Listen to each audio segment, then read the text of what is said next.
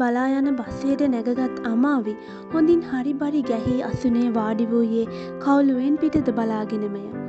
ඇය සමග ඇගේ තනි නොතනියට පැමිණි ඇගේ පියා ඇයට ඉදිරිපස අසුනේ වාඩි වූයේ දියණියගේ ගමන් මළු ටිකද තමා ආසන්නයේම තබාගෙනය. බසේ හෙමින් සීරුවේ ඉදිරියට ඇදෙන්නට විය.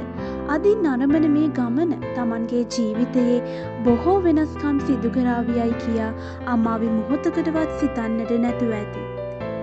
කවුළුවෙන් පිටත බලා සිටි අමාවිට මෙතෙක් දුර පැමිණි තම අතීතය සිත්තමක්සේ තමන් ඉදිරියේ මැවි මැවි පෙනෙන්නට විය.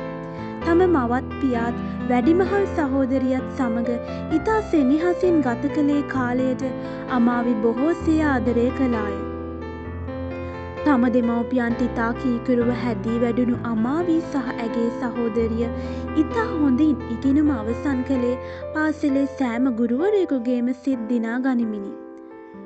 කුඩා කාලයේ සිටම අමාවි සිහින මැව්වේ ගුරුවරියක් වී අහිංසක දරුවන්ගේ නැනස පාදන්නටය. ඇගේ ඒ සිහිනේ මල්ඵල ගැන්විනි. එසේ මල්ඵල ගැන්වුණු තම සිහිනේ සොයා යන මේ ගමන ගැන අමාවිගේ හදවතේ ඇති නිම්හිම් නැති සතුට ඇගේ මුහුණ දෙස බැලූ කාට වුවත් වැටහෙන්නට වැඩි කාලයක් ගතවන්නේ නැත. ඇය බලාපොරොත්තු ලෙසම අනුරාධපුරයේ ඇති කුඩා පාසලක දුප්පත් දරුවන්ට අකුරු කරන්නට ඇයට අවස්ථාව උදා විය.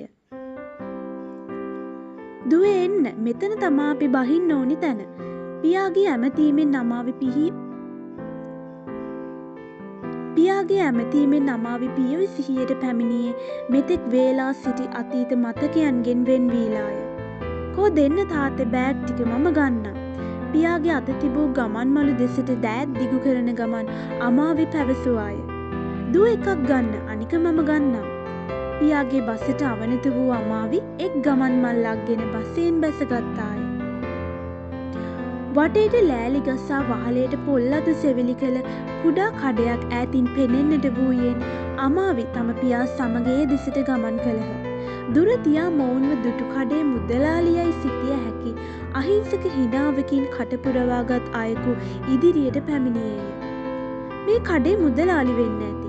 අසන ගමන් අමාවිගේ පියා ලෑලි බංකුව මත වාඩි වූයේ තම දියණියටද ඒ අසලින් වාඩි වන ලෙස පවසමිනි. "අපිට බොන්න මොනවා හරි දෙන්න පුළුවන්ද?" අමාවිගේ පියා මුදලාලිගෙන් විමසුවේය. "ඉන්න මහත්තයෝ, මම ඉක්මනට කහට කෝප්ප දෙකක් හදලා ගන්නම් කිතුල් හකුරුත් එක්ක." ඔහුගේ කහට කෝප්පයේ රස බැලූ මොවුන් දෙදෙනා නැගිට්ටේ තම ගමනාන්තය කරා යාමටය. "මුදලාලි, අපිට පොඩි උදව්වක් කරන්න පුළුවන්ද?" "මොකද්ද මහත්තයෝ?" "පියසේන රාලහාමිගේ ගෙදරට යන පාර කියන්න පුළුවන්ද?" "අපොයි මොකද බැරි මහත්තයෝ, මහ ඈතක් නැහැ මෙතන ඉඳන් අපේ රාලහාමිගේ ගෙදරට. මේ පාර දිගේ ඔහොම ඉස්සරහට යන්න. ඒ යනකොට වමට හැරෙන්න පාරක් තියෙනවා. ඒ පාරෙන් හැරිලා යනකොට පන්සලක් ඇති. ඒ පන්සල පහ වුණාම දකුණු පැත්තේ ලොකු ගේට්ටුවක් දාලා වත්ත ඇතුළට වෙන්න තියෙන ලොකු ගේ තමා අපේ රාලහාමිගේ ගේ."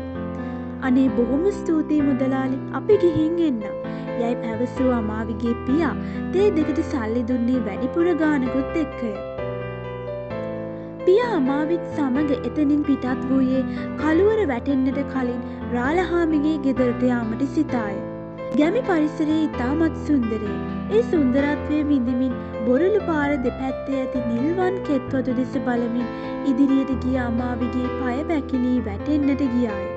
"මොකද ළමයෝ, තව පොඩ්ඩෙන් වැටෙනවා. පාර බලාගෙන යන්න." වැටෙන්නට ගිය අමාවිව අල්ලා ගන්නා ගමන් පියා පැවසුවේය.